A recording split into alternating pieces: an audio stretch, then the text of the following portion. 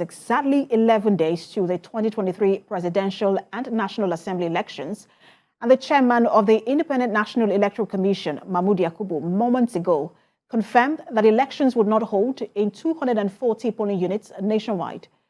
INEC chairman stated this at a meeting with leaders of political parties in Abuja.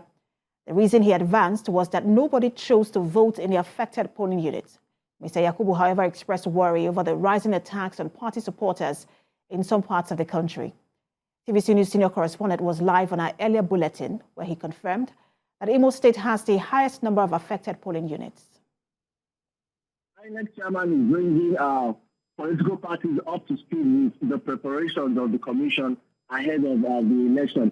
And he is saying that these 240 polling units elections will not be conducted there because there are no registered voters in these particular polling units. He said that during the continuous voter registration, nobody applied to be posted to that polling unit so that they were to cast their vote there. And he said most of this is largely for security reasons, especially in areas where there are security concerns. In most of the states of the federation, there are at least between 1 to 12 polling units where elections will not take place. But Imo State has the highest. 38 polling units in Imo State will not have elections. Elections will not be conducted in 38 polling units in Imo State, followed by Taraba State with about 34 polling units. He said there are no new registrants at these polling units, and no voter indicated their interest in casting their ballot in these polling units.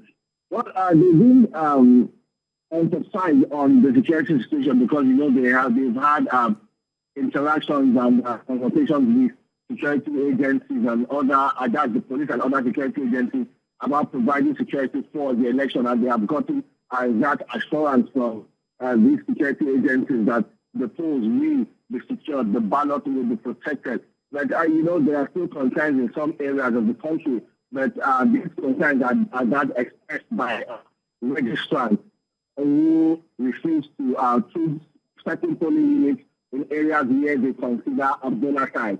It's not for INEC to force people to some people choose where they would like to cast their vote. And as it is, all of these 240 polling units that INEC has highlighted, nobody applied to be posted there to go and vote. It may be for security concerns and it may be for other reasons. INEC says security concerns might also be one of the reasons why people are refusing to go to certain areas.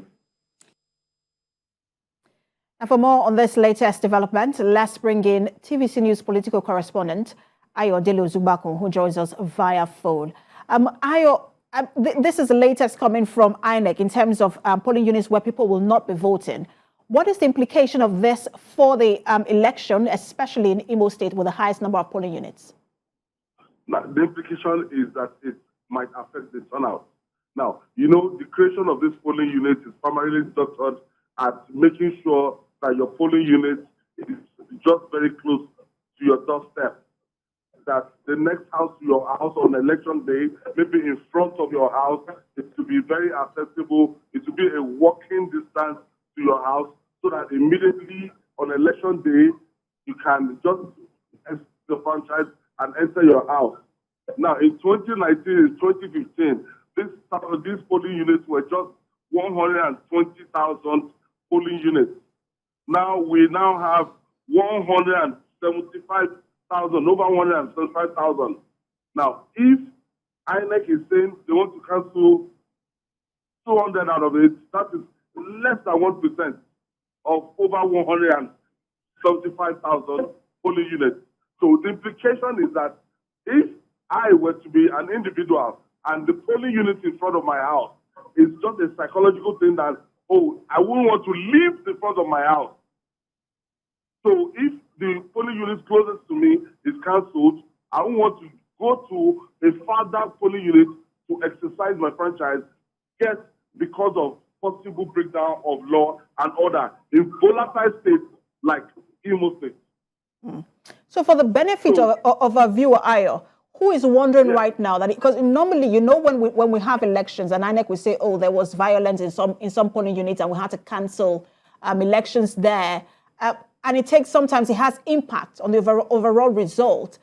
Explain to our viewer who is wondering right now the impact that this might have on the overall result that might be announced after the presidential and National Assembly election. Does this have any implication on that?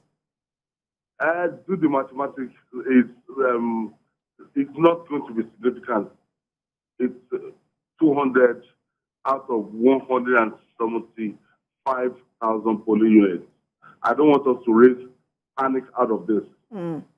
That will not in any way disenfranchise people or not in any way rob some people substantially from casting their votes.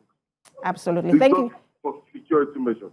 All right. I just wanted you to clear that up, and I'm glad you did, that this doesn't have any significant impact because of the number of polling units, 240 against the 175. That's less than, you said 1%. Thank you so much for talking to us and bringing us clarity on this. Senior correspondent Ayodele Ozubako. We're staying on politics in Rivers State. Some leaders of the All Progressives Congress are predicting a landslide victory for Bola Ahmed Tinubu in the forthcoming presidential election. They expressed optimism about the candidates' chances ahead of the APC presidential campaign rally scheduled to hold in Port Harcourt on Wednesday. And senior reporter Uche Okoro has details. Preparations are in top gear to host the presidential campaign train of the APC in Port Harcourt, and work is ongoing to get the Yakubu Gowon Stadium ready for the event. Members of the Presidential Campaign Council and the Tinubu Shetima Independent Campaign Council are here to inspect the venue and ensure that the rally holds successfully. Their presence also sends a message that Rivers State is ready for the much anticipated rally despite the uncertainty surrounding the event. One of the reasons why we came is also assure and reassure our presidential candidate that Rivers State is upbeat. We're ready for him for the 15th. You can see the things for yourself. It's no longer a camera thing, it's a thing that you are seeing for yourself, So we want to assure the presidential candidate, assure the party, assure the PCC at the national that we're upbeat. I can tell you for free that our presidential candidate of the All Progressives Congress, Bola Ahmed Tinubu, will win convincingly in Rivers State that day. You'll see the turnout on the day of the rally, you'll see the enthusiasm, you'll see the love, and you see the display of solidarity the people of Rivers State, the voters, have for our presidential candidate. The dust is yet to settle on the disagreement between the Presidential Campaign Council and the Rivers State chapter of the APC over each other's commitment to the Tinubu Shetima campaign.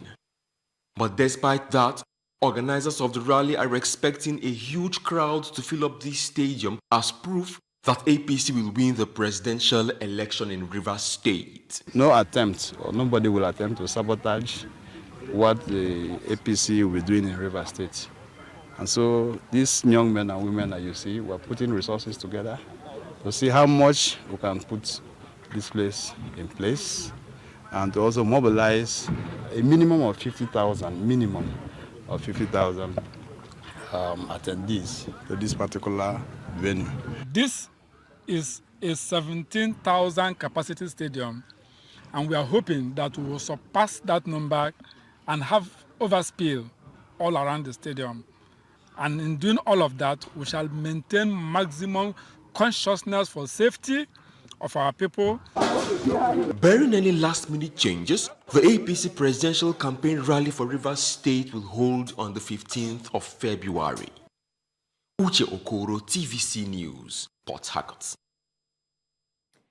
And the Association of Professional Bodies of Nigeria is calling on the All Progressives Congress presidential candidate, Asiwaju Bola Tinubu, to create an enabling environment where professionals can thrive if elected as Nigeria's next president. Chairman of the association, Kola Lawal, made the call while speaking at a party in Ibadan. He maintained that what the association seeks is a government that would create infrastructure for professionals to build a formidable economy, as they are the backbone of any developing nation. So people are moving in large, it's the medical doctors, engineers, lecturers from different institutions, they are leaving. And when they get abroad, they become stars over there because they have that sound training here. So if you have that, we need to look at a situation where our government will put a lot of infrastructure, a lot of system here to retain our professionals because they are the backbone of development of this nation. Professionals, as professionals, we are technocrats. We are just core professionals. But then the nation cannot develop without the input of the professionals. All of the policies of government must come from the ideas, the coming together, the bringing together of those policies must come from the professionals. The actual Tinubu administration will surely improve the remuneration, the infrastructure, the facilities. They're going to put a lot of money into research to advance the knowledge of our people.